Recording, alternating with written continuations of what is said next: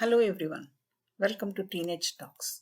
This is the time of the year when 10th and 12th grade students are busy studying for their pre-boards and board exams.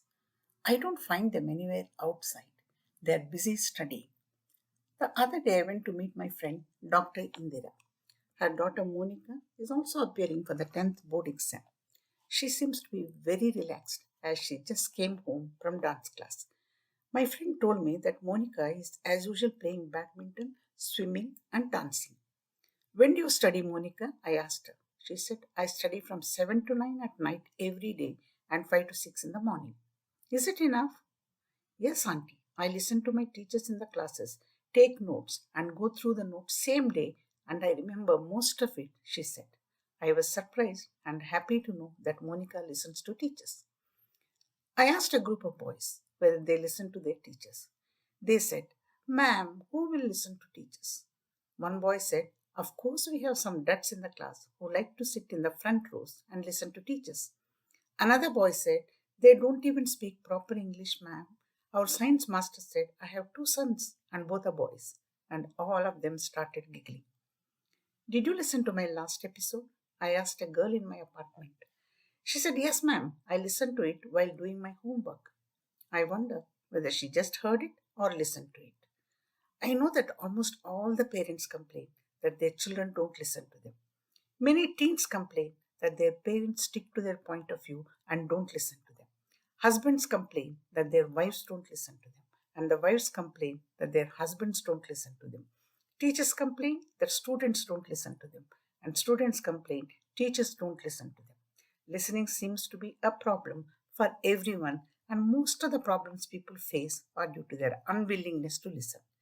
It is said that 60% of all the misunderstandings are due to poor listening. Let us understand what listening is all about and how it differs from hearing. Hearing is a natural phenomenon. Hearing is done by the ears, while listening is done by the mind. People frequently hear what is being said, but not listen. In a comic strip, a small girl went to her dad, who was reading a newspaper, and called him Daddy, Daddy. The dad said, twice while not taking off his eyes from the newspaper. The girl said, Daddy, you have to listen to me with your eyes and ears. That sums up what listening is all about. It involves hearing, seeing, feeling, and the most important, paying attention. Just think about this. When something is bothering you, do you like to go to your mother who will start advising you, or go to your grandmother or any other person who listens to you? Before we discuss listening, please answer the following questions to find out how good a listener you are. Do you interrupt people when they're telling you something? How often do you feel that teachers are boring you? How often your parents complain that you are not listening to them? Listening is not obeying. When someone is telling you something, are you already planning in your mind as to what to say? Do you pay attention when your younger brother or sister says something? Do old people in your house like to talk to you? When your friend is upset, do you listen to her or him patiently or start advising before even she or he finishes talking? Do you dominate the conversation or do you let other people talk? If your yes answers are more than no's, you are not a good listener. Let us understand why we don't listen. First of all, listening is paying attention and it requires effort. We don't listen because our minds wander. We are preoccupied. We find the other person boring. We are impatient and interrupt people. When someone is telling us something, we are already planning in our minds as to what to say. We simply don't want to listen to our parents as we feel that they belong to another generation. We are stressed due to academic pressure and other pressures. Schools normally don't teach listening.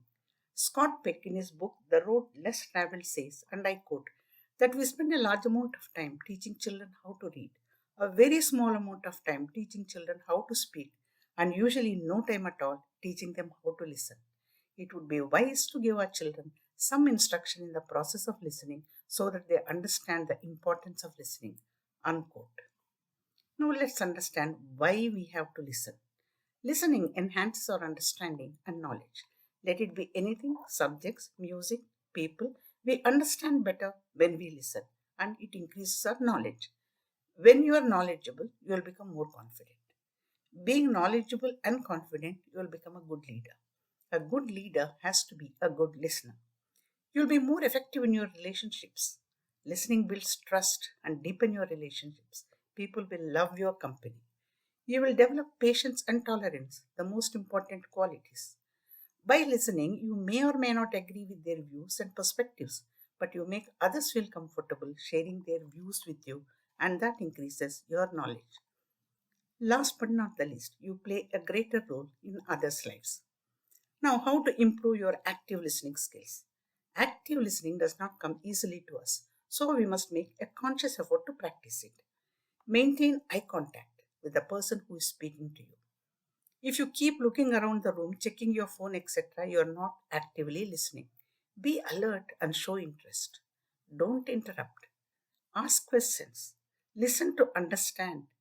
Make a mental image of what the speaker is saying. Summarize for clarity.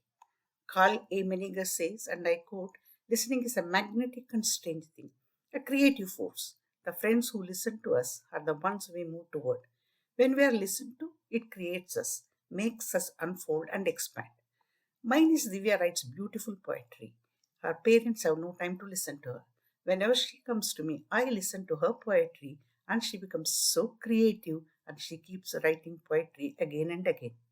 So, my dear friend, start listening and experience the miracle as a good student, good friend, a confident speaker, and an amazing leader.